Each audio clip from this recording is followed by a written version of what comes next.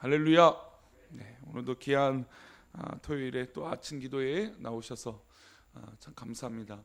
일주일을 토요일을 지낸다 보면 돌아보는데 참 이게 시간이 빠르죠, 그렇죠? 벌써 한 주간이 후쩍후쩍 지나갑니다.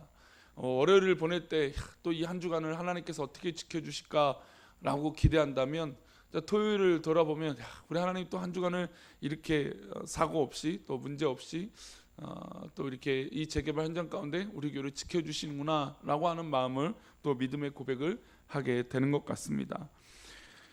이 귀한 시간 가운데 우리 사랑하는 성도들 더 믿음이 성장하시고 또 하나님과 함께 하시는 항상 믿음이 거기에 계시는 은혜가 있기를 축복합니다. 오늘 말씀 보면 어떤 건 두 가지의 어떤 부류의 사람들이 등장합니다. 이 두 가지 사람의 부류는 자기가 맡고 있는 일은 분명히 다른 일이었습니다. 그럼에도 불구하고 이것이 절묘하게 협업이 돼서 하나님의 일들을 감당하는 것을 볼 수가 있죠. 우리가 사회에서나 무슨 일을 할 때 어떤 여러 가지 프로젝트나 또 사업이나 또 뭐 어떤 여러 가지 일들을 진행할 때 두 가지가 필요합니다. 그것은 첫 번째로는 협업이고 함께하는 일인 것이죠. 또 하나는 분업입니다. 함께 일도 하지만 각자 일도 있다라는 것이죠. 함께 마음을 모아서 일을 하는 협업은 프로젝트를 완성하는 중요한 동력이 됩니다. 또한 자기의 전문 분야에서 최선을 다하고 열정을 쏟아붓는 분업은 일을 완성하는 중요한 요소가 되는 것이죠. 그렇다고 해서 분업만 있다고 일이 잘 되는 것도 아니고 또 협업만 있다고 해서 일이 잘 되는 것이 아닙니다. 모든 일에는 이 협업과 그다음에 분업이 잘 되어져야 일들이 완성이 되어지는 것이죠. 그러나 요즘같이 좀 이기적인 시대에 또 돈벌이도 이기적인 개인적인 시대가 됩니다. 요즘 뭐 핫한 그렇다고 이기적에서 문제가 무조건 있다라고 하는 뜻은 아닙니다. 개인적인 일이 또 좋은 이 가치를 두고 좋은 영향력을 낼 때도 있지만 요즘같이 이제 개인 방송이라고 요즘 어른들은 요즘 아시죠? 스마트폰이나 이게 유튜브, 너튜브 요즘 방송에서는 너튜브라고 부르는 유튜브. 이 유튜브 방송을 통해서 요즘 그러니까 소득을 많이 벌어들입니다. 얼마 전에 보니까 소득 이 유튜브 활용해서 그 수입을 얻는 사람이 1년에 수십억의 연봉을 받는 그런 이 가치를 받는다고 하죠. 근데 사실은 이것은 굉장히 개인적인 방송입니다. 사실은 이제 검증이라는 것도 이렇게 영향을 받지 않고 또 어떤 그런 제재도 받지 않죠. 소위 말하는 지상파라든지 어떤 그런 이 방송들은 방송심의라는 것이 있고 또 여러 가지 물론 이 표현의 자유가 있지만 또 그에 따른 제재나 어떤 규칙이나 또 지킬 선들이 있고 또 연령대별로 방송에서 보여질 것들이 있다라는 것이죠. 근데 이제 개인 방송들은 그런 것들이 좀 적죠. 그래서 자신이 하고 싶은 평소 이야기들을 속 시원하게 하고 또 표현들을 자기 마음대로 합니다. 정말 지극히 개인 방송인 것이죠. 그래서 이름도 유튜브죠, 그렇죠? 그런 이 개인적인 시대예요. 그런데 가만히 보면 이 개인의 방송이지만 개인의 힘만으로 그렇게 수입을 얻을 수 없습니다. 그러니까 소위 나의 개인적인 방송이지만 이 영상을 편집해 주는 사람이 있어야 되고 또 이 영상에 자막을 넣어주는 사람이 있어야 되고 또 이 방송을 송출할 수 있도록 또 여러 가지 어떤 영향을 주는 사람이 있어야 된다는 것이죠. 그래서 물론 개인적인 혼자서 휴대폰이나 아니면 PC를 통해서 개인 방송을 하던 사람들이 점차 이 방송의 개인 방송 영향이 커지면 사업을 하게 되고 또 이 영상팀이라든지 음향팀이라든지 또 미술팀이라든지 CG팀이라든지 이런 이 분업화를 계속해서 하게 되는 것을 볼 수 있습니다. 그러니까 즉 어떤 뭔가 일들을 더 완성하고 또 뭔가 가치를 더 이루기 위해서는 혼자의 힘만으로 그 일들을 완성하기는 어렵다는 것이죠. 아무리 지금 개인적인 시대여서도 마찬가지입니다. 예를 들어서 또한 아이디어 회의를 할 때도 자기의 맡은 분야에서 아이디어를 충분히 냅니다. 자기 분야에 관련해서 그런 거죠. 자기의 맡은 분야에 상관없이 좋은 아이디어를 많이 내고 열린 마음으로 토론을 해야 이 일들이 잘 이루어집니다. 이때 필요한 것은 협력하는 마음이죠. 자기 생각만 옳다고 해서 자기 생각을 주장하면 그 회의는 온전하게 이루어지지 못합니다. 협업이라는 거 고민하고 내 생각으로 분업된 생각을 하게 되지만 모든 사람들의 가치와 생각들을 고려하지 않고 자기 의견만이 옳다라고 주장하게 되면 그 회의는 오래가지 못할 것이고 그 프로젝트는 잘 되지 못할 것입니다. 당연히 엉망이 되는 것이죠. 그러나 이 협업과 분업이 잘 되어졌을 때는 어떤 그런 사업의 방향이나 프로젝트는 잘 되어질 것입니다. 오늘 본문에서 느헤미야와 에스라가 등장을 합니다. 말씀드린 대로 두 부류의 사람이 등장하게 되는데, 느헤미야는 정치적인 사람이죠. 느헤미야는 어쨌든 예루살렘의 총독으로 온 사람입니다. 그리고 3차 포로 귀환을 이끌었던 사람이죠. 에스라는 어떤 사람입니까? 2차 포로 귀환을 이끌었던 사람이고 그의 특징은 학사요 제사장이었습니다. 그런 일들을 전혀 다른 이 부류의 사람이 어쨌든 민족을 이끌어가고 있는 지도자였어요. 기원전 458년에 2차 포로 귀환을 하면서 그 귀환자들에게 총명받고 인정받았고 또 이 수르바벨의 성전이 건축될 때 그들을 위로했던 지도자가 바로 에스라였습니다. 이 두 사람 다 시대적 이 혁명과 또 시대적 사명을 가지고 왔던 사람이죠. 그러니까 굵직한 리더십을 갖고 있던 사람이 바로 느헤미야와 에스라입니다. 그런데 이 두 사람에게 신분적이나 어떤 걸로 영향력의 차이가 분명히 있었던 것이죠. 근데 이 두 모습을 정말 절묘하게 잘 협력해서 일들을 하는 것을 볼 수 있습니다. 52일 만에 성벽 재건의 공사가 다 끝났습니다. 백성들이 수문 앞에서 광장에 모여서 하나님의 말씀을 듣고 말씀 사경회가 열리죠. 부흥회가 열린 것입니다. 그때 어떻게 보면 7장까지 우리가 지금 1장부터 7장을 봤지만 에스라라고 하는 이름이 등장하지 않습니다. 민족의 지도자고 2차 포로 귀환을 했던 이 에스라의 이름이 어떤 그런 사회적으로 영향을 끼치고 리더십을 발휘하는 현장에서 1절부터 7절까지 이름이 등장하지 않다가 8장에서 어떤 이 성경 말씀, 하나님의 말씀, 예배를 인도하는 이 지점에서 에스라라고 하는 이름이 등장하게 되죠. 자, 우리 3절과 4절인데요. 우리 두 절 말씀 읽어보겠습니다. 3절 4절입니다. 수문 앞 광장에서 새벽부터 정오까지 남자나 여자나 알아들을 만한 모든 사람 앞에서 읽음에 뭇 백성이 그 율법책에 귀를 기울였는데 그때 학사 에스라가 특별히 지은 나무 강단에 서고 그의 곁 오른쪽에 선 자는 마띠다와 스마와 아나야와 우리야와 힐기야와 마아세야와 요 그의 왼쪽에 선 자는 부다야와 미사엘과 말기야와 하숨과 하스바다야와 스가랴와 무슬람이라. 자, 보시면 수문 앞에서 사람들이 다 모였습니다. 근데 모든 사람이 하나님의 말씀, 그 율법책에 귀를 기울였습니다. 아시다시피 이 율법책을 낭독하고 듣고 있는데 그때 누가 등장합니까? 학사 에스라가 등장합니다. 나무 강단에 서서 그의 오른쪽의 선자, 왼쪽의 선자들 앞에서 하나님 말씀을 강단하고 전하고 있는 것이죠. 에스라의 좌우편에 서서 말씀을 돕고 말씀의 뜻을 풀어가는 사람들은 에스라와 함께하는 레위 사람들이었습니다. 그 자리에 느헤미야는 등장하지 않죠. 그러니까 지금 에스라가 하나님 말씀을 전파하고 율법을 설명하고 또 낭독하고 읽는데 좌우 옆 사람들이 가득 있었어요. 이 사람들은 하나님 말씀을 가르치고 설명해 주는 사람들이었어요. 그러면 이 일도 굉장히 중요한 일이죠. 그 예배는 모든 사람들이 모였기 때문에 민족적 행사요, 온 이스라엘 민족들의 어떤 그런 이 관심 있는 행사였어요. 그러면 느헤미야도 이 관심 받을 만한 행사에 자신의 이름이 등장하고 자신도 그 가운데 쓰임 받아야겠죠. 그러나 이 자리에 느헤미야는 있지 않습니다. 백성들과 함께 수문 앞에서 하나님 말씀을 듣는 입장으로, 은혜 받고 있는 입장으로 있었던 것이죠. 느헤미야는 총독이었습니다. 그러나 제사장이 아니었고 관료였습니다. 레위 사람이 아니었죠. 그는 자기가 있어야 될 자리, 발을 뻗어야 될 자리를 정확하게 아는 사람이었습니다. 에스라와 느헤미야가 지도자로서 예루살렘에 함께 살았지만 부딪혔다라고 하는 기록이 없습니다. 이스라엘 백성들의 영적 부흥을 무리 없이 이끌을 수 있었던 이유는 협업할 때 또 분업할 때 확실한 분업과 협업이 잘 이루어졌기 때문입니다. 한 사람 한 사람의 이름이 등장하는데 그 자리에 느헤미야 이름이 등장하지 않습니다. 그런데 1장에서부터 7장까지 에스라 이름이 등장하지 않았던 것처럼 지금 에스라가 하나님 말씀을 읽는 동안에 느헤미야 이름이 등장하지 않습니다. 근데 이 8장에서 등장할 때가 나와요. 그것이 이제 9절부터 10절인데요. 우리 9절부터 10절 말씀, 우리 2절 말씀 보겠습니다. 시작. 백성이 율법의 말씀을 듣고 다 우는지라.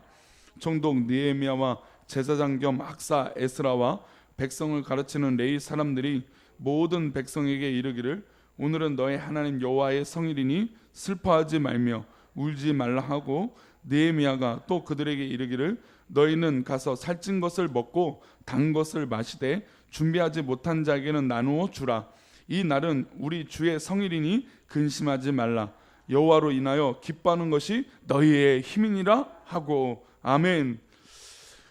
느헤미야가 하나님 말씀을 잘 듣다가 이제 총독으로서 그 역할들을 할 그 타이밍이, 그때가 왔습니다. 제사장 겸 학사 에스라와 백성을 가르치는 레위 모든 사람들이 모든 백성에게 오늘은 너희 하나님 여호와의 성일이다, 슬퍼하지 말라 했어요. 이거는 말만이잖아요, 그렇죠? 슬퍼하지 말고 기뻐하라는 것은 제사장이요 레위 사람들의 말뿐이에요.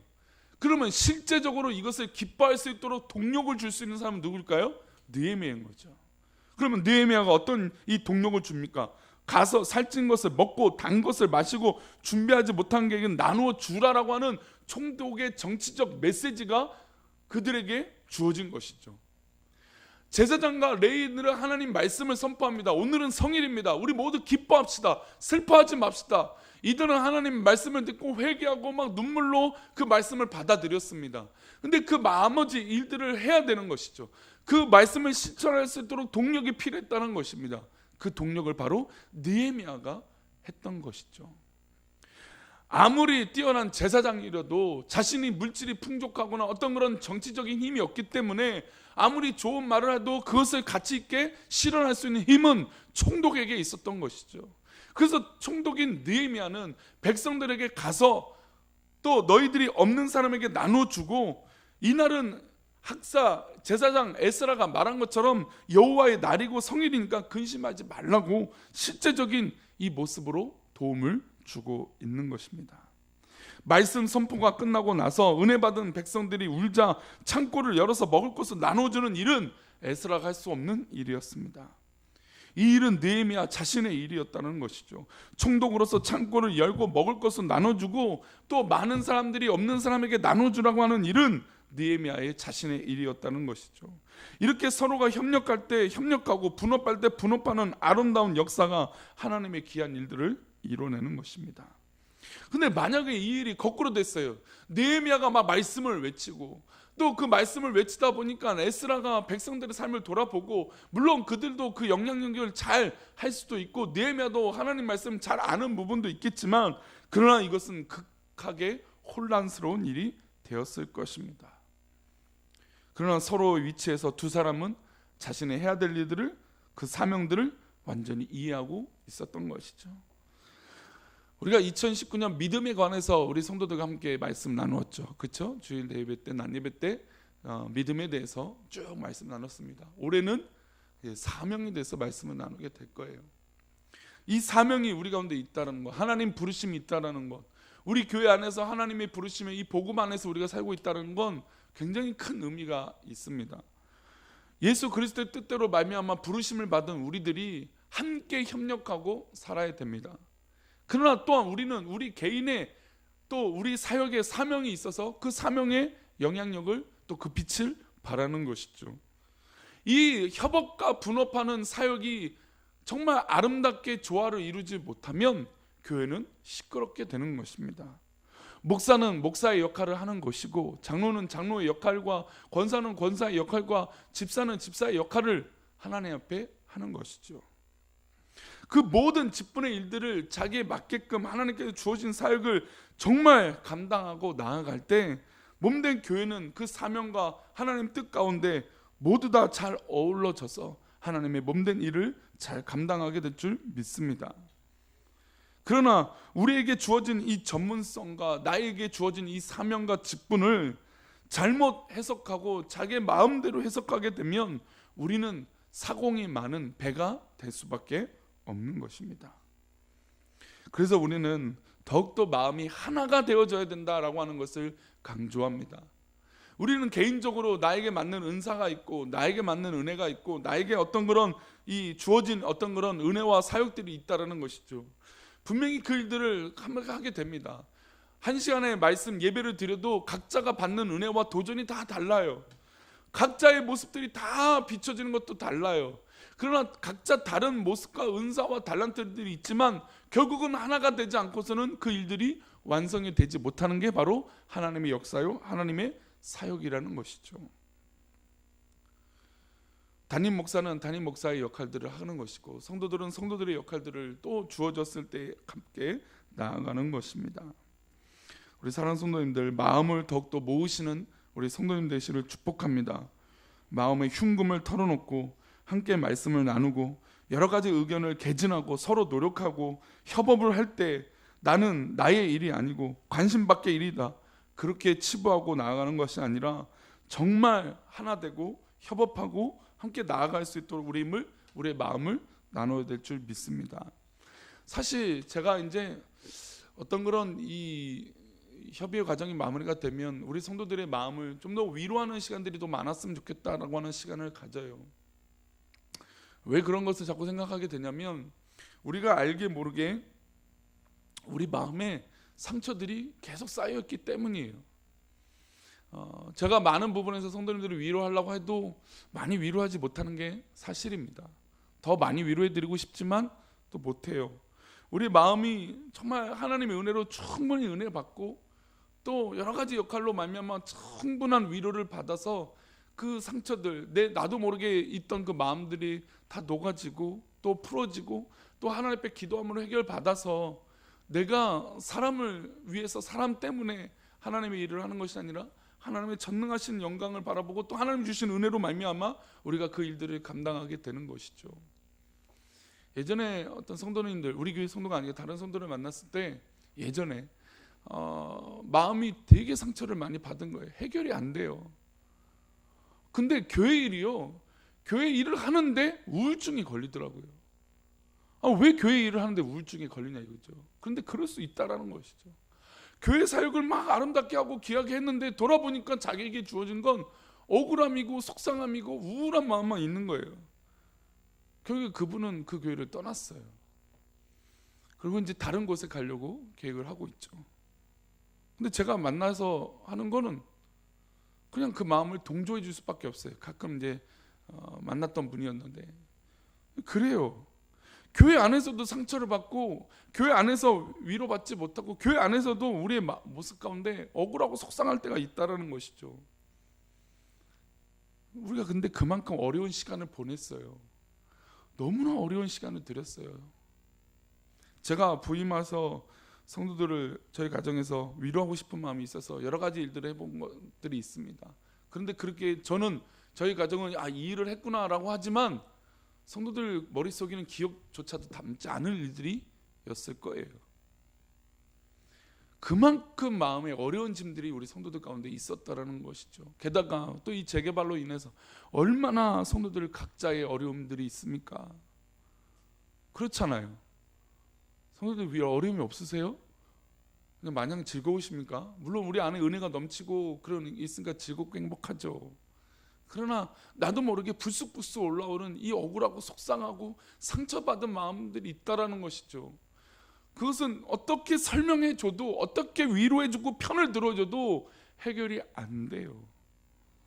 그러나 우리 교회 공동체가 온 성도들이 마음을 모으고 협업하고 또 각자의 사역들을 감당하는 이 모습들이 정말 아름답게 이루어졌을 때 저는 분명히 우리의 쌓였던 상처들이 다 해결될 줄 믿습니다. 그러나 우리는 아직 튼튼해지고 아직 단련할 시간이 필요하죠. 우리 교회는 지금 그런 현실입니다. 그래서 사실은 저는 그런 부분들을 우리 성도들과 함께 충분히 대화하고 털어놓고 오픈해서 다 이야기를 하고 싶기도 해요. 그러나 얘기를 들어보면 각자 100명이면 100명에 맞는 어려움이 있고 또 즐거움이 또한 있더라고요. 이것을 우리 교회가 이 재개발의 협상의 기간 동안 스스로의 어떤 그런 단련된 시간, 그리고 이제 곧 우리 모든 성도들이 협력해서 선을 이룰 수 있는 시간이 임할 줄 믿습니다. 또 우리가 지금의 과정이 바로 그런 과정이에요. 사랑하는 성도님들, 특별히 우리 아침 기도에 모이신 분들은 중직자들이죠. 정말 열심을 내는 성도님이죠. 기도하러 모이자고 할 때 기도하는 분들이고, 또 여건과 환경을 주장해 주시는 하나님의 놀라운 인도하심이 있는 분들이죠. 그렇습니다. 귀한 우리 이 자리에 모인 성도님들이야말로 더욱더 협업하고, 또 때로는 나에게 주어진 그 사명을 감당하여 또 온전하게 이 협력하여 선을 이루는 놀라운 은혜가 우리 사랑하는 성도들 가운데 있기를 축복합니다. 각자의 주어진 역할이 있고 각자의 주어진 삶의 모습이 있습니다. 그러나 이 모든 것이 주의 뜻 가운데 있어야 될 줄 믿습니다. 오늘도 어떤 일이 우리 가운데 지어질지언정 협업하고 분업하여 또 이 협력해서 선을 이룰 수 있는 놀라운 은혜가 우리 사랑하는 성도들 가운데 있기를 축복합니다. 하나님께서 위로하십니다. 하나님께서 붙들어 주실 줄 믿습니다. 기도하겠습니다. 하나님,